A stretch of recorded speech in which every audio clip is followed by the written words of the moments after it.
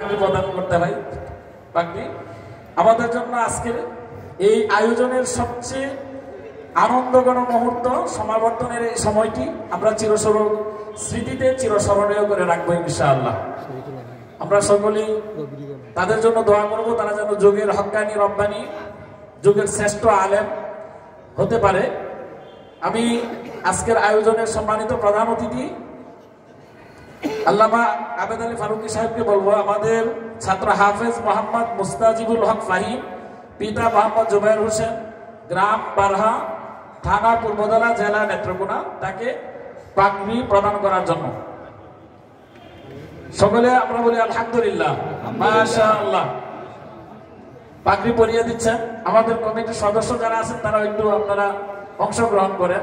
এটা বরকতের একটি বিষয়, অত্যন্ত আনন্দঘন এই মুহূর্তটি আমাদের জন্য সত্যি আকাঙ্ক্ষিত।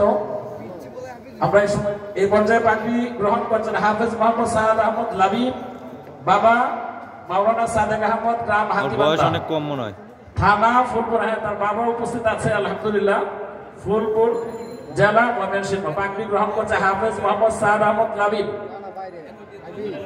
আলহামদুলিল্লাহ, সকলে আলহামদুলিল্লাহ বলি, মাশাআল্লাহ।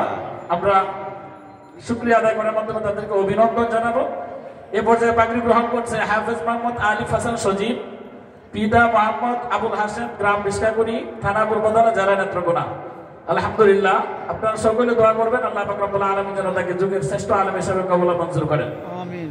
সম্মানিত উপস্থিতি, এই পর্যায়ে আপনাদের 4 নম্বরে পাগড়ি গ্রহণ করছেন আমাদের মেহমান বৃন্দ থেকে হাফেজ মোহাম্মদ রফিকুল ইসলাম রাতুল, পিতা কামাল আওলাদার, গ্রাম হাদিবাস কাঠি, থানা বাবুগঞ্জ, জেলা বরিশাল। আল্লাহ পাক রব্বুল আলামিন এই 4 জন হাফেজে কোরআনকে হক্কানি রব্বানি, যুগের শ্রেষ্ঠ ইমাম গাজালি, ইমাম আবু হানিফা, শাফিঈর মতো কবুল করেন।